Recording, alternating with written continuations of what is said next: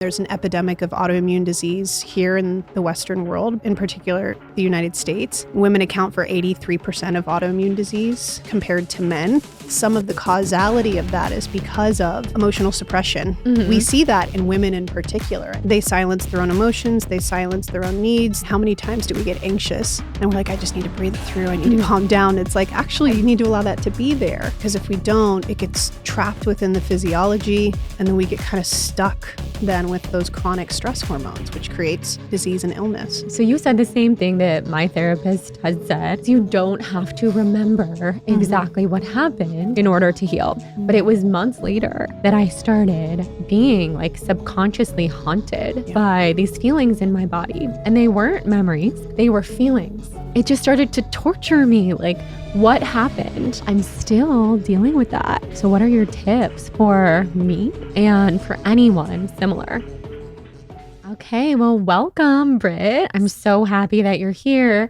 I feel like this has been a long time coming. And we talked about how this is just perfect timing because we're back in the studio, and I'm just so happy to meet you in person. Thank you. I've been such a fan of everything that you're doing, and especially your book, which I told you I read in a literal vortex in which, unfortunately, I think I blacked out in that vortex because now seeing you, I'm like, wait, I have so many questions because it was a while ago. So just introduce yourself to our audience and we'll get into a flow. Perfect.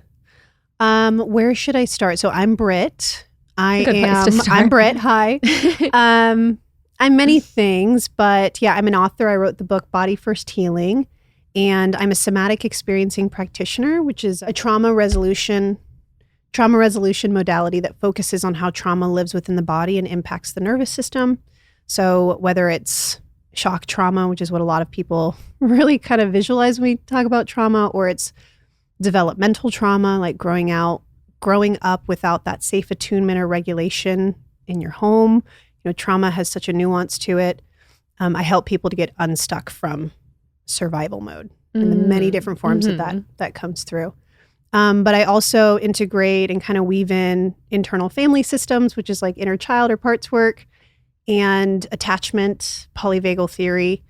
And then outside of being a practitioner, I also do a lot of sexual violence prevention and recovery training. So I've done that since 2012. I have a background in women's studies with concentrations in gender-based violence and violence prevention.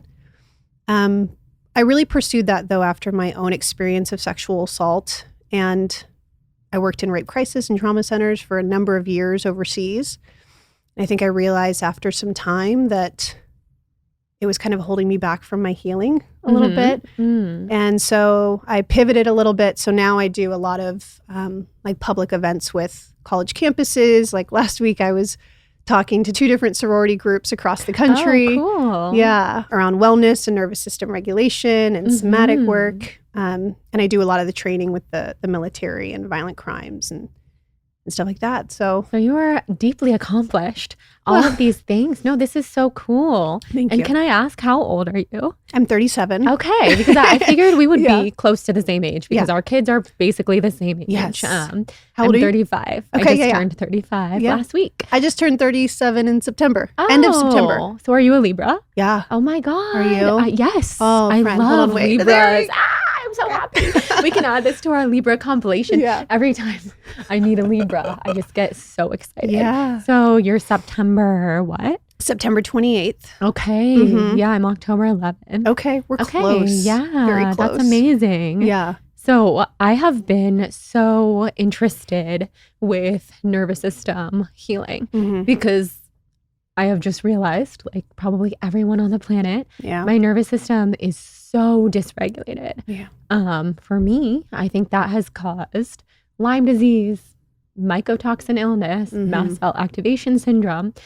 And of course, it's hard to say caused because it's caused by so many things, but I think it's the root. And I just know, like spiritually, energetically, my nervous system feels off. It really does. Yeah. So give us all the tips for everyone who feels similarly. So I'll tell you, Jordan, the reason that I actually started following you years ago was because of your Lyme journey and being so open to it. My mother-in-law has neurological Lyme, and she's essentially been, I don't want to say bedbound, but she's been homebound for 13 years now. She has a team of hospice workers that have been with her for a long time. Oh my gosh. But I think she's now, and I know you know more than anyone, I mean, it was mold, it was Lyme, that over time, she tried all the treatments, all the protocols, all the things, all the diets, all the medication, everything. And I think just over in the past couple of years since she's moved to live with us and around us, that there's a nervous system component to it. And I think for her in particular, it's so different for everyone, but for her in particular, it's that there's a lot of trauma that is unprocessed, a lot of emotional suppression. And we see that in women in particular. I mean, there's an epidemic of autoimmune disease here in the Western world, but in particular, the United States. Women account for 83% of autoimmune disease compared to men. And a lot of studies have come out and have correlated that some of the causality of that is because of emotional suppression. There's this term of self-silencing that women do where they silence their own emotions, they silence their own needs, they prioritize everyone else, which is such a beautiful part, I feel like, of what makes us who we are as women. We have this biological nurturing side of us, but there's also this masculine side where it's okay for us to feel anger. Like I think about mama bears out in the wild and how they don't question whether or not they should defend their cubs when a wolf is like lurking, right? They're like, I'm going to get on my hind legs. I'm going to show my teeth. And they let their nervous system and their body feel through that healthy aggression. But we, and this is bringing it back to the nervous system, we are human animals. And so we have these wonderful, ancient, primal parts of the brain that animals in the wild do, like our emotional brain and our reptilian brain, which is the brainstem. And this is the subconscious subcortical brain, these two bottom regions. But the language here is emotion, feeling, sensation, and impulse. Us as humans, though, we have this wonderful conscious, cortical, cognitive brain, our thinking, rational brain. And what we often do is we think ourselves out of feeling. We judge ourselves, we criticize ourselves for the way that we feel. And so we push down, we suppress, we override the primal impulses of the body.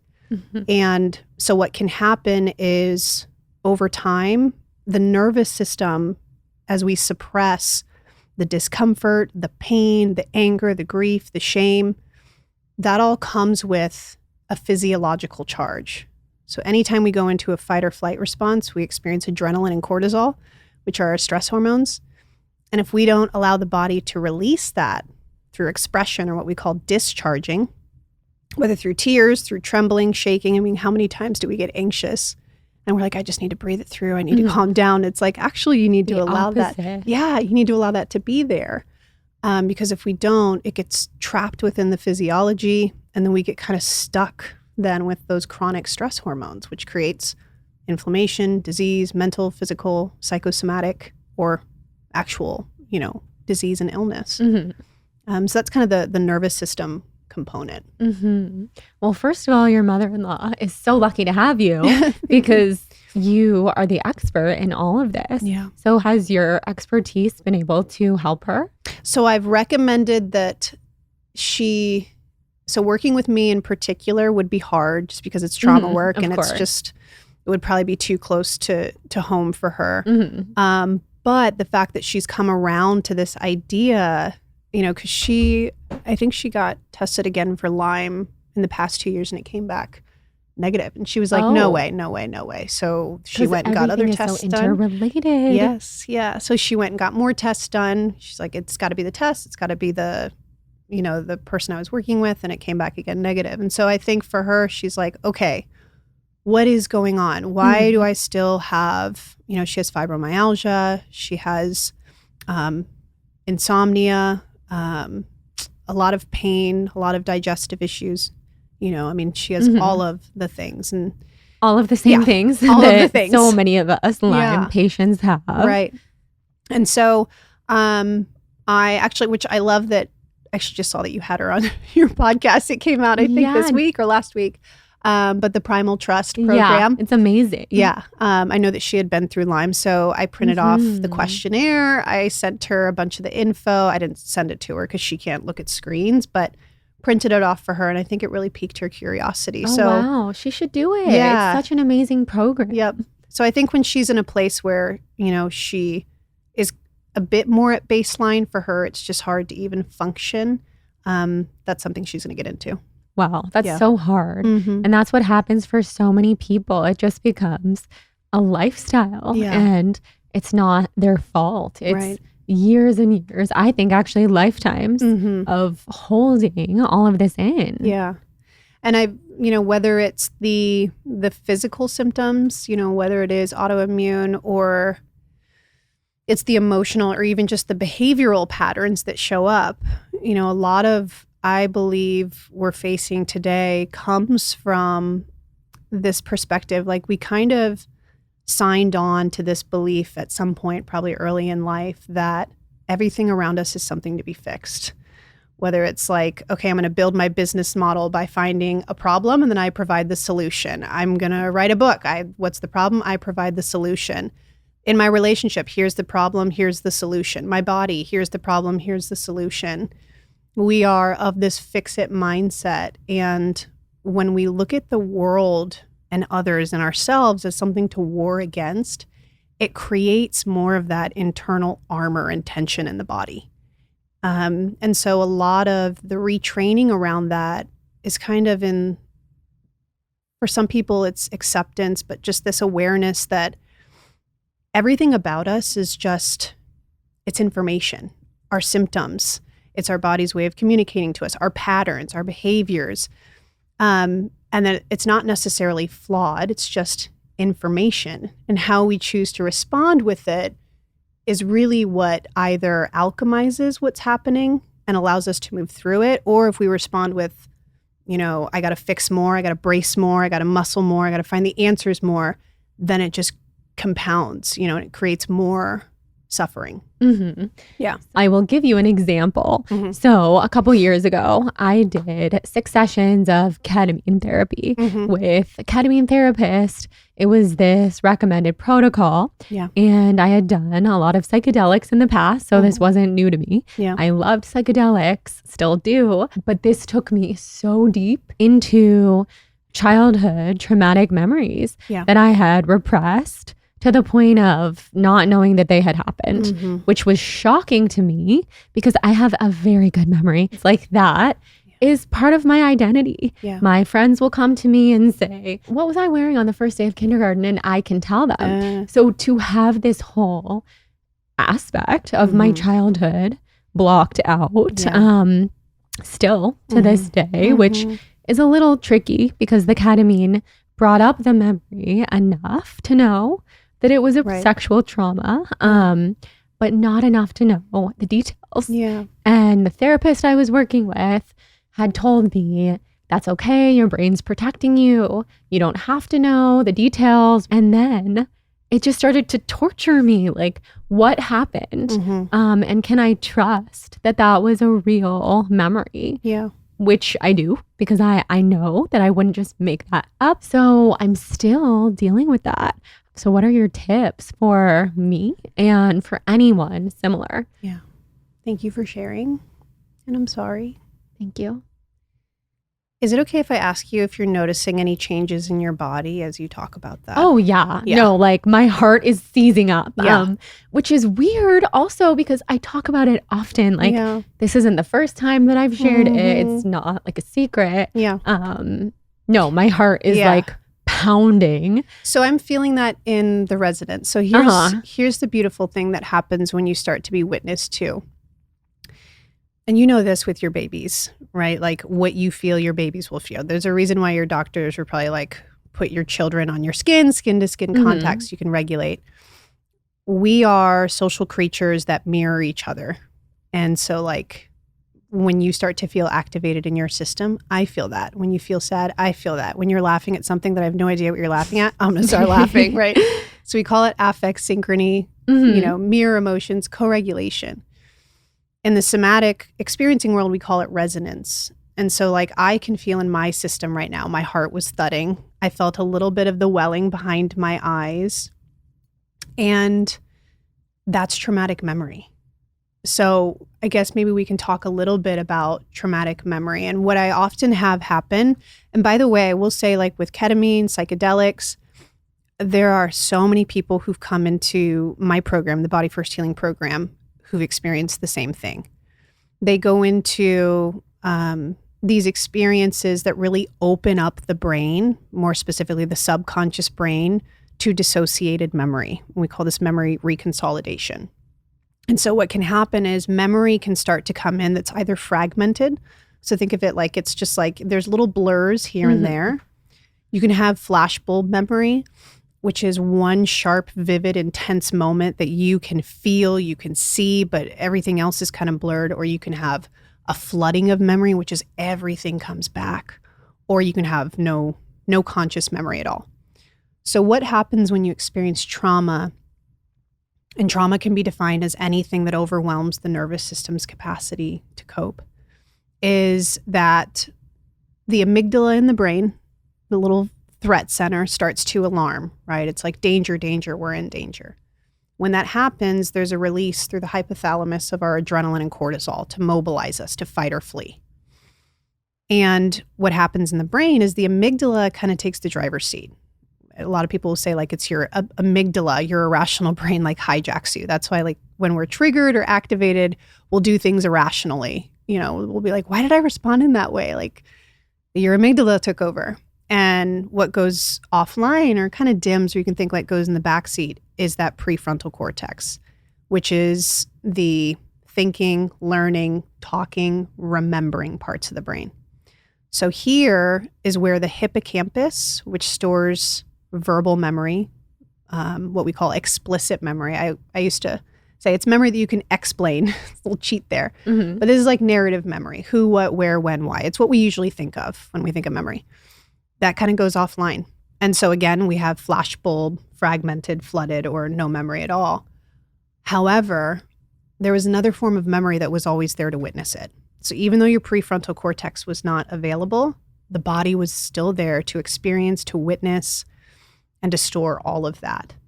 And so we call this implicit memory, which is memory of the body. And there are different categories. So there's like muscle memory, you know, that's memory of the body. There's emotional memory, like when you start to hear a song and then it just reminds you of someone that you love. And then you start to get like, oh, your heart's, you know, whatever.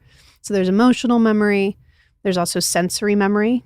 You smell something. Like today, I actually had a recording before this, and it was in Topanga. Oh, nice. And it was beautiful, but I remember like stepping outside, and it just reminded me of my grandmother because I could smell her home down in San Diego and all the gardens, and I just started to have like this feeling in my body, like, oh, I'm with her again. And there was like settling in my shoulders. So that's sensory memory.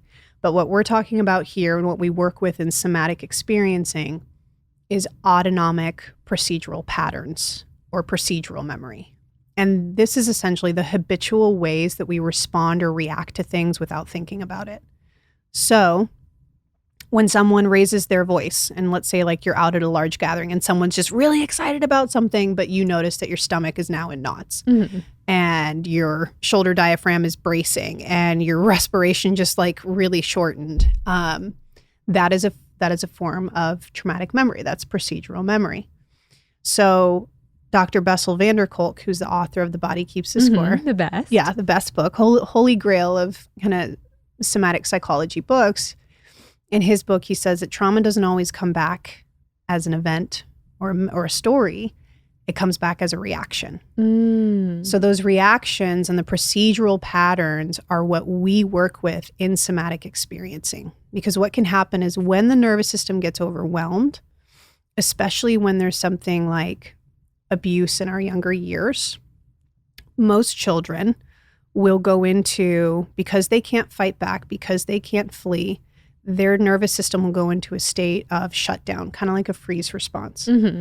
And when that happens, though, the adrenaline and cortisol is still within the body and it's just churning and it's just waiting to be released. But over time, that starts to create chronic stress in the body. Like we're meant to be with adrenaline and cortisol. It's actually really healthy for us in consistent small doses, but living with it, kind of like this pressure cooker, it will start to fester. But what that can do is that can create behavioral patterns, somatic patterns in the body. And so in somatic experiencing, we try to notice body patterns or behavioral patterns or certain patterns that are showing up that maybe aren't congruent with life today. So it's like when someone's like, my boss sent me an email and said they wanted to talk. And the next thing you know, I had to leave work because I was so upset. Yeah. And it's like, why did I flee? Why did I dash? Why do I feel so anxious in my body? I feel like terrified. That's old traumatic memory. And so all that to say, the great news is that you don't, and I say this all the time, you don't have to remember what happened in order to heal. You don't have to go back to the hurt in order to heal. And the reason for that is because we can work with the patterns in the here and now, with the body patterns and those reactions to allow the body now to have a different choice. So what that would look like is, let's say that someone was overpowered. So for my assault, a lot of the work that I did was around learning how to be with anger in my body because I was overpowered. I couldn't fight back. But then I ended up in a jail cell because I got violent one time. So I'm sure we'll talk a little bit about my story. But I want to hear your story. Yeah. And so in working with a somatic therapist, I had to learn how to be with anger in my body, which was really scary. And as I did that, a lot of those stress hormones started to release from the body. And then I found like, oh, wait, I can set boundaries in my life. Oh, wait a second. Like I can assert what I want. I can advocate for myself. I can advocate for others. And healthy aggression is actually incredibly important to our vitality. I'm getting kind of carried away here, but no, it's all so interesting. I don't remember what the question was, but I hope I answered it. You did. So I have another question on that same note. So you said the same thing that my therapist had said, which is you don't have to remember exactly what happened in order to heal. Yeah. Which I loved, and especially at the time, because I was deeply on ketamine, and I was like, okay, that's really nice. That's really nice to hear. Let's heal this. And in that space, we did, and I came out feeling really good. But it was months later that I started being like subconsciously haunted by these feelings in my body. And they weren't memories because I didn't really have the memories. Like I said, they were feelings. And I just started having these physical reactions of, the heart palpitations, my throat would start closing up, everything. I didn't trust myself to do anything. I couldn't drive. It was wild. So there's a part of me that wants to remember the details because it just confuses me when I'm falling asleep at night. I'm thinking, will I ever remember this? Is this ever going to make sense?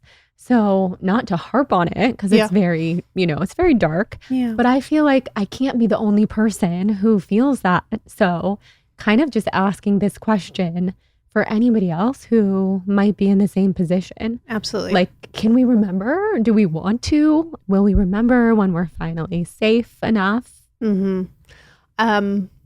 I love that question, and I think it's important. And I think that what I tell clients when they have that same curiosity is I present this question of like, can we hold that as a potential? Because every brain is going to be so different. So I mentioned at the beginning when we were just kind of chatting that I do memory reconsolidation trainings with investigative units to help them to essentially put the pieces back together of memory when they're working with survivors and victims of violent crimes. Because again, a lot of the memory centers do go offline. And so I teach them how to find memory. And there are ways to do this. And even in my Body First Healing program, we do go through core wounds work. So like it's a 6-month program and we get into core wounds around month 3 or 4. So like we take our time. I'm not just throwing people into the deep end of trauma, which is maybe what like the ketamine felt like, maybe. But we really titrate that to like build up the nervous system muscle, create our own unique tool belt, find like what somatically supports me before we even get into that work. We go into the shallow end. And in the core wounds process, there are moments where people can come into reconsolidation. But what you are looking for, so for instance, let's say that you said that at night you kind of lay there, and is this when you start to have some of the palpitations and the things? Even it's just this desire when the world is quiet to recall the memory so that I know what happened. Yeah. So so you are recalling just in a different way than we're used to. And I think that when you can start to notice patterns, so for instance, if it's like I'm noticing that I feel fearful all the time and there's a certain kind of upstream pattern. So when I talk about upstream, oftentimes will look like, okay, when I'm coming down the waterfall and I'm in the middle of the reaction or in the middle of the heart pounding or something else, was there something upstream that maybe triggered that? And we look for the upstream patterns. So that could be like, it always happens at night, or this happens around the same time of the year. So like anniversary patterns. This happens when I'm around this certain person. This happens when I feel sleepy or groggy. It happens when I am exercising. Like there are little patterns that you can start to pick up on that help you to put the puzzle pieces together. You can also lean into posture. So for instance, I know we're sitting in these very comfortable chairs, but for instance, like if I were sitting straight to you right now, you'd probably notice if I didn't have the shirt on, my right shoulder, and I haven't, there's the longest chapter in my book is about memory. So I need to revisit the book because apparently I blacked out while I was reading it. Yeah. But if you, and I talk about this in the book, so my assault happened from the right. And there was a moment where I did try to fight back because I was assaulted by a stranger who helped me change my flat tire. And then he was in the car. I tried, we call it defensive orienting. Defensive orienting. My body went into a protective mode on the right arm. I was overpowered. And so for the roughly 2 to 3 years after that, my right shoulder dropped almost 2 inches. And even still, it's a little bit lower. I worked with umpteen chiropractors. I'm like, what is going on? My posture has completely changed. I was a waitress in my 20s. So I was like, is it because I carry these really big trays? And they're like, no, your posture is way off. In addition to that, there was parts of my face on the right side that started to kind of collapse. Oh my gosh. So like the right side of my face. So there are certain parts of the body that essentially can go offline, that can become dissociated. And so whether it's you notice like, so some things that you could track is when you start to notice that you're having these feelings, you're starting to notice like I'm going into a bit of like this memory regression where I'm feeling the heart palpitations or whatever else. I would encourage you to track other areas in your body. Is there anything else that feels twitchy or buzzy from the inside?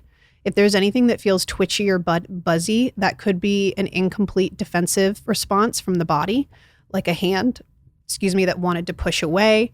You might notice that like oftentimes when I'm working with people who have like abuse from the young age, they'll notice that a certain side of the body goes a bit dissociative or limp. And when we start to kind of refer back, it's like that was the side that they entered the bedroom. And so my body was kind of dissociating or going numb. You might notice clenching or bracing in certain parts of the viscera. So whether it's the stomach, whether it's the certain diaphragms. So it's just about really slowing down the body and tracking from the inside out what is happening. So either movement or what feels like an impulse that's waiting to come. That's where your body wants to complete that process. And what will happen when you do that slowly, and I'd recommend maybe with a professional, is that the pent up and stored adrenaline and cortisol will begin to be discharged from the body. It will feel like tingling. It will feel like maybe heat, then coolness. It might happen through tears, through emotion, through vocalizing. So yeah, all that to say there are ways to pull it back together. But also, and I'm saying this knowing what I know, there are things that happen in my younger years that I know that happened, but I don't remember what happened. And that's with all of my training. That's with all the work that I do. I still haven't even been able to put those puzzle pieces together. And what can create more pressure on the brain? Because if you remember, I said, when we're stuck in dysregulation and that amygdala has taken over, the remembering parts of the brain go offline. So when we're putting pressure on ourselves to remember, we're putting ourselves back into that activated threat state. And so that's why when I work with violent crimes units, I say you have to set up, instead of putting a victim when you're giving them an interview into like an interrogation room that's cold and harsh and whatever, have more of like a therapy type room, like a safe room that feels good to their system. The more safe that you feel in your body, the more safe that you feel with others, the more that you just allow it to kind of come again as I might potentially remember this one day. And can I be okay if I don't? The less pressure, the more likelihood it will reemerge and reconsolidate. Makes sense. Yeah. Yeah. This makes me realize I've definitely been putting pressure on myself to remember, so much pressure. Yeah. Especially because of the memory that I described that I have. Yeah. I mean, the type of memory that I have, which is I do remember most of my childhood. I remember specifics. And I even think I have it narrowed down to kind of like who maybe did this to me, which haunts me, of course, because I'm like, am I right? Am I wrong? We could talk about that forever, but that's really, really helpful for me to hear. I would love to hear more of your story. Sure. I read it in your book, which of course prompted me to want to have you on the show. I was fascinated, but just tell the listeners about your upbringing and then what inspired you to get into this type of work. Yeah. So one thing I just want to say, just to support you before we wrap that up is, and this is where kind of like the internal family systems and parts work. Have you ever done parts work before? Okay, cool. I have. Yeah, we're speaking the same language. Is also to like, and this might not feel like you might be like, okay, I do this, but I don't really feel it, Britt. Is you can talk to the younger Jordan and attune to her, connect with her, maybe even thank her if that feels reachable for you, for creating this scenario where you didn't have to live with that memory when you maybe weren't ready. I am of the belief that our memories come to us when we have the capacity for them. Totally. And so maybe looking that as like my body and my brain knew exactly, like she knew exactly what to do. Even in those moments, like as children, we are so incredibly resilient. And so maybe just holding some of that like perspective for her will also help some of that safeness come back in. Yeah, I love that. Yeah. My story, I mean, I could say it starts like intergenerationally. In my book, I talk a lot about the patterns that I saw in the female line in my family dating back to like dating back to like my great-great-grandmother. So in the book I talk a lot about epigenetics and how trauma but also our survival strategies get passed down. It is passed down through gene expression, through DNA as well, through hormone levels, things like that. But also too, so is healing. I feel like people say that and they also don't throw in there healing is also passed down. Like so is resilience. Yeah, resilience. Yeah. And strength. Yes. Absolutely. Yeah. So I'm very grateful for the women who came before me and how they had to survive. But so my story really kind of starts at birth. My mom was really young when she had me. She was 17 when she had my brother. She was 19 when she had me. And at the time she was homeless, living in a car, alone, single. And so she was going through a very traumatic experience. And she didn't know how to cope.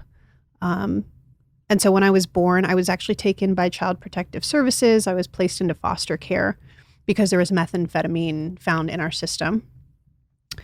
I was in foster care for a few months. I didn't learn about this until I was like 14 or 15. Oh, wow. Yeah. That must have been shocking. Well, and when I learned, again, like memory, I was like, oh, it makes so much sense. Yeah. So I totally understand that. It can bring so much clarity to things. But I was reunited with her after a few months. My grandparents took me in while she kind of got her life back on track. And then, to be honest, I kind of grew up in like a very normal life. I had a roof over my head. My stepdad came along when I was 2, and my mom went on to become wildly successful in her career. And so things were seemingly normal. However, there was always this like shadow following me around, this like little voice of like, you're not good enough. You don't belong here. You're not lovable. And I know why now. There was a lot of detachment, not only when I was born, but when my mother was pregnant with me. And she told me this when I interviewed her for the book. So I just learned about these things a few years ago. But there was this kind of like denial that she was pregnant. She didn't want to have a child. So there wasn't a lot of attunement there. And the reason why they actually had to like, I think, draw our blood when I was born was because she had never gone to like a doctor. So, so this little voice carried me around. And then when I was in high school, my brother, who was 2 years older, was killed in a car accident. Oh my gosh. Yeah. I'm so sorry. Thank you. That was back in 2004. And my family's way of dealing with hardship and grief and just the pain of life, which I think a lot of people do these days, is like throw it under the rug and you just move on. And my mom's escape was through work. That was her distraction. That was her avoidance. And so they were back at work like in less than a week. So there wasn't really this environment to truly grieve and process in the way that we probably should. So I started getting into alcohol, drugs, high school things. And by the time I was 18, my first year of college, I actually flatlined from alcohol poisoning in an ambulance. And so I entered AA, and I was like, surely it's the alcohol. It's the substances. It's all these external things in my life. These are the problems. I was on lots of different medications, anti-anxiety, depression. And then when I was 20, I was sexually assaulted by the stranger who helped me change my flat tire. And that was kind of the turning point in my life. But I have a background in women's studies with concentrations in gender-based violence and violence prevention. So I do a lot of work with survivors. I do prevention and recovery programs. Still today, I worked in rape crisis and trauma centers for a number of years. And I think in working with survivors, what I have found over the years is that there's 2 different traumas that happen when you experience any kind of boundary rupture. There's what happened to the body, which is a trauma in and of itself, and the body really has to work through that. And then there's often the aftermath. And for a lot of survivors or victims of abuse or assault, there is either not being held with empathy, there's being silenced, being blamed, judged, ridiculed, feeling like you can't talk about it. And so the aftermath for me, we went to trial, but it took 2 years to get there. And what a lot of survivors experience is when the perpetrator doesn't have a case to stand on and they know they're going to get convicted, their defense team will use the strategy of drawing out the trial as long as possible to like mentally or emotionally wear down the victim until they give up. And so it took 2 years and 9 continuances, which is like 9 postponements. Sounds awful. Yeah, it was horrible. And unfortunately, that's what a lot of people experience.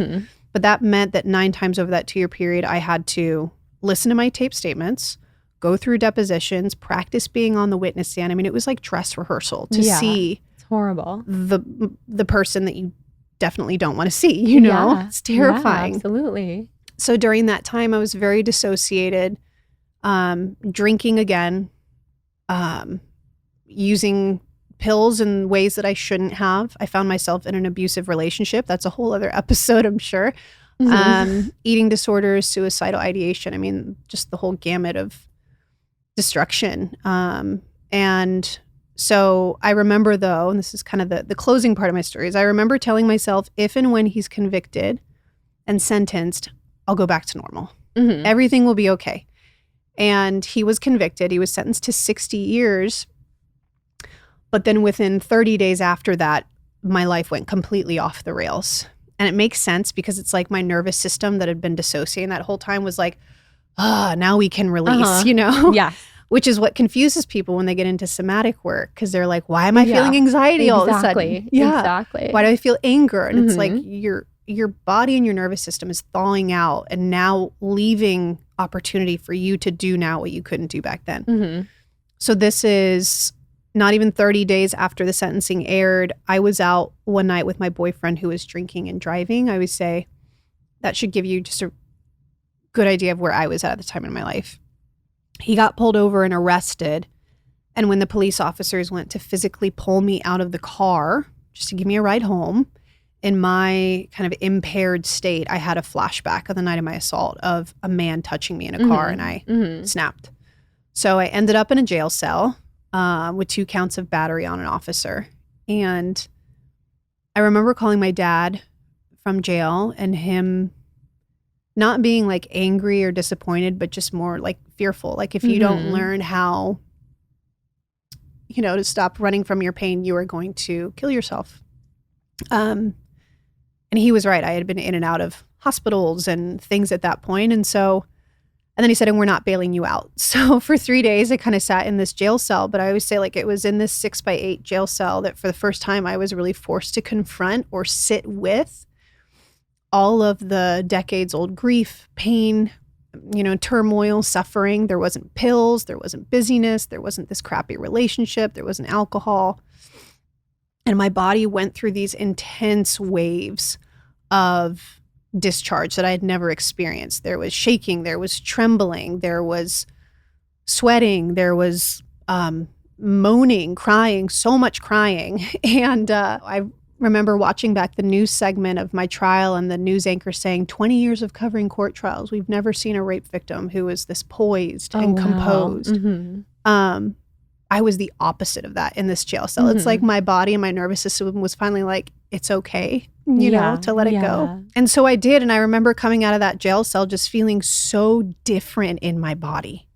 Like I felt lighter, I felt taller, I felt like I had a lot more clarity in life. But kind of the cherry on top was when I was being processed out, I had to go stand before the judge to hear like, what are y'all going to do to me? And she looked like Judge Judy, by the way. I think that's important. It is. And she was like, I know who you are. You're the survivor from that sexual assault case. And I said, yes, ma'am, I am. And she said, we're going to give you a second chance. We're going to drop the charges, but you need to learn to live with your pain better. Wow. Yeah. And I think in that moment, I'm like, here is this judge who was doing the least of judging on me, and she's giving me an opportunity, but it also like it hit me in the face. Like she didn't say you need to learn to get over your pain, get past it. And how often are people like, I just want to move on. I just want to move past it. Unfortunately, and that's why I'm so obsessed with memory, the body doesn't forget, right? The body keeps a score. The body remembers. And so I went and I saw my therapist a couple weeks later. By the way, I had been in and out of therapy for most of my life. And I told her what happened in the jail cell. I told her about the judge, and she said, I think maybe you should also work with a somatic therapist. They're going to help you with some body stuff. And that changed everything. And in the course of 6 months to a year, all of this destruction, all of this turmoil, all these patterns, all of the, like everything started to kind of shed away, including the crappy relationships. And so it really changed my life. And then I'm like, why does no one know about this? That was 12 years ago. So I've really just been on a path since then to just learn more about the body, how it holds trauma, how we can support people in moving through it, both in personal capacities, systemic capacities. Yeah. Wow. Oh my gosh. Thank you so much for sharing with us. Yeah. Thank you. That's so inspiring. And now talk about memory. It's all flooding back to me from reading your book. Yeah. I remember that the judge said that to you and what a catalyst that was. And And just, oh my gosh. I call it my concrete bottom, that jail cell. Yeah. Yeah. I mean, how scary to have that releasing of all of those feelings while you're in jail. Yeah. Like literally locked. You can't leave. That is scary. And this is a random association, but I remember the same thing happening to Paris Hilton in her book. I don't know if you ever read her book. I didn't read it. You would love it because it's trauma trapped in the body, and she's so intelligent. People do not give her enough credit, but it's such a good book. And the same thing happened where she couldn't run away for the first time. So she was shaking and crying, and reading it gave me a panic attack in a good way because I was processing things, because I felt, oh my gosh, everything I'm running from, that would be so terrifying to just be stuck with it. But also what a gift in some ways to have to feel it. Well, I really think that when we talk about, these being stuck with it, being in a cage with it, like we really are right now, I feel like in our world, in these kind of cages of our own making, these cultural cages of not allowing ourselves to be with discomfort. We have gotten so obsessed with like, how many times can I feel good today? Without recognizing like our biology and our physiology was actually built to experience everything. And when we talk about the nervous system, for instance, in the polyvagal world, are you familiar with the nervous system ladder? I don't think so. Oh, I'm so excited. Okay. It's a really good analogy. It's super easy to understand. But when you consider the nervous system, think of it like a ladder with 3 sections. At the top of the ladder is rest and digest. It's what we call your ventral vagal state. In the middle of the ladder is fight or flight, which is your sympathetic state. This is where you mobilize, where the adrenaline and cortisol come in. At the bottom of the ladder is your shutdown state, kind of like a freeze. But this is where you immobilize, where the body goes into hibernation or collapse. What's important to know, though, is that the adrenaline and cortisol is still there at the bottom. So we often think that regulation is being at the top of the nervous system ladder, calm, cool, collected all the time.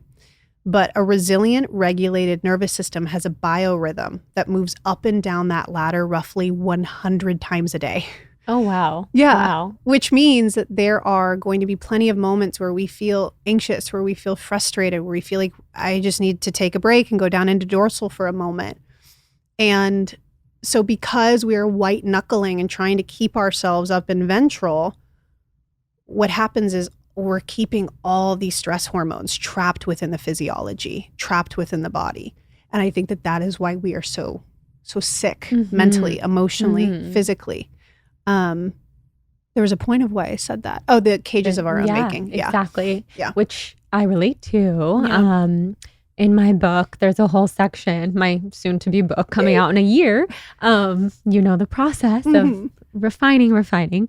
I have a whole section on the cages of our own making. Yes. So it's just, we definitely have so many of the same beliefs, just coming from different lenses or really the same lens. But it's amazing. You're doing such incredible work. Thank you. So I want to ask you some of the rapid fire questions that I used to ask everyone that comes on, and I haven't lately. But with you, I just feel like I want to.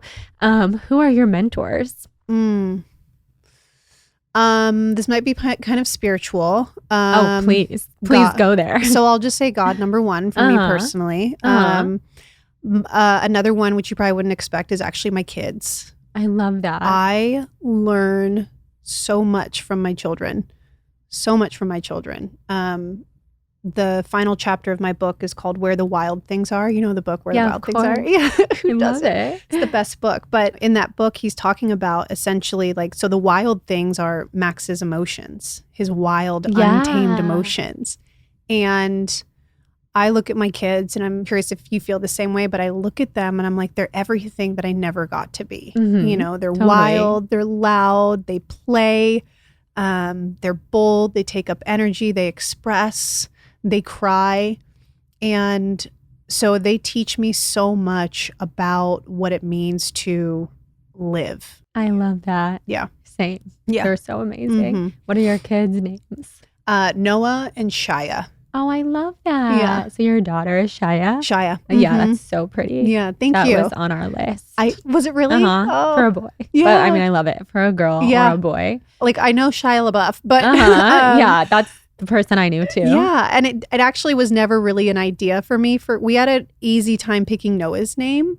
Picking Shia's name was so hard, but we love the mountains. We're like a hiking family. We actually just bought land in Montana. Oh, amazing. Yeah, in the middle of nowhere where there's no cell service. One of our favorite places that we like to hike, one of the mountains is called Mount Saya. Oh. So it's not Shia, it's Saya. It's like Siyah. And it means like gift from God or something like that. How beautiful. And I was like, oh, I love that. So yeah, I was looking up the different iterations. I was like, oh, Shia.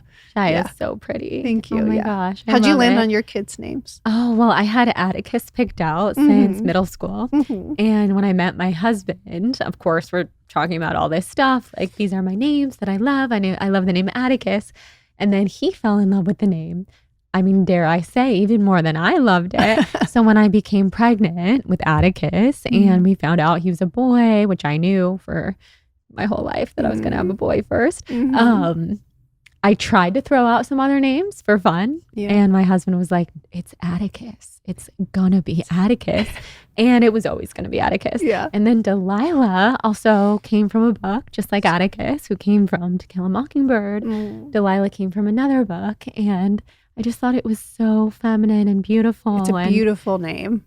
It fits her soul. Yeah. It really fits her soul. I think these kids choose their names before they even come. Absolutely. So again, Delilah, we couldn't change it. Like we had that picked. We had both names picked for years before I was even pregnant. I love that. Yeah. So we know that you're a Libra, but do you know your moon and your rising? I don't. Okay. We'll have to look it up. I was about to say, do you know? Do I know mine or yours? Or do you know mine? No. Well, I would have to see your birth time, but do you have your birth time? I was born at 6:30 in the morning. It was a Wednesday. Okay. So perfect. When we get offline, off of the mic, I will look it up. And then we can also look up your human design. Unless you already have. Do you know, can you list them again? Yeah. So there's manifestors, generators, manifesting generator, projector, reflector. I am a projector, I believe. So. Yeah. I thought you would be. I'm a projector. Oh, Libra projector. Yeah. That's amazing. I found that out when I was doing my book. That's incredible. Yeah. You're such a projector, which is good. I love projectors. They're all amazing. I love projectors. What are you? I'm a reflector. Okay. Which is similar. So projectors and reflectors, we're the non-energy beings, meaning we recharge alone. We're sensitive. That's me. We're only supposed to work for 3 hours a day maximum.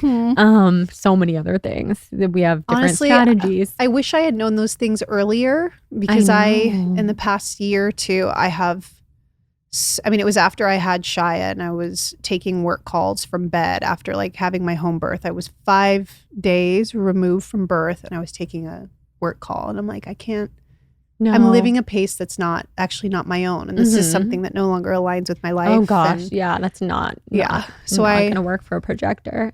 So I homeschool now. We have homeschool. It's like a hybrid program. So like, it's just for Noah. He's in kindergarten. She's not in school yet, but Noah goes to school 2 days a week. And then the other 2 days we homeschool. That's perfect. We follow their curriculum. Like that's a good balance for me. Yeah, I love it. I'm working just 3 days a week right now. I'm trying to stick to that. But like, this is coming from someone who has always worked like multiple jobs. I just realized, and when we talk about memory, for instance, the first time I traveled for work after Noah was born, I started getting these panic attacks. I'd like show up to the airport, hyperventilating. I'm like, what? This is not, I used to live and work overseas, away from the people that I loved, away from my husband. Why out of nowhere? And I had some memory reconsolidation of my mom not being around when I was young. She lived and worked in another state Monday through Wednesday. Oh, wow. She commuted, like stayed in a condo for 11 years of my upbringing. Oh my gosh. But I didn't think it was traumatic, right? Yeah. Like I didn't think anything of it. Yeah. I'm like, this is what we do. And so after I had Noah and some of the feeling memories started to come back up again in the mirroring, I was like, oh my gosh, I just missed my mom. And so, I've been learning a lot more about that the balance. And so when I learned that I was a projector, I was like, that makes so all much the sense in the world. Yeah. I can't wait to see the rest of your astrology. Yeah, I'm excited to see it. I know. So tell everyone where they can find you and read your book. You can find me on social media at Heal with Britt with 2 T's. And my book is Body First Healing. And you can find out everything, book, Body First Healing program, practitioner training, all that stuff is on bodyfirsthealing.com. Amazing. And podcast, Body First Healing podcast. Amazing. Yeah. I just really appreciate having you here. It was wonderful. Thank you.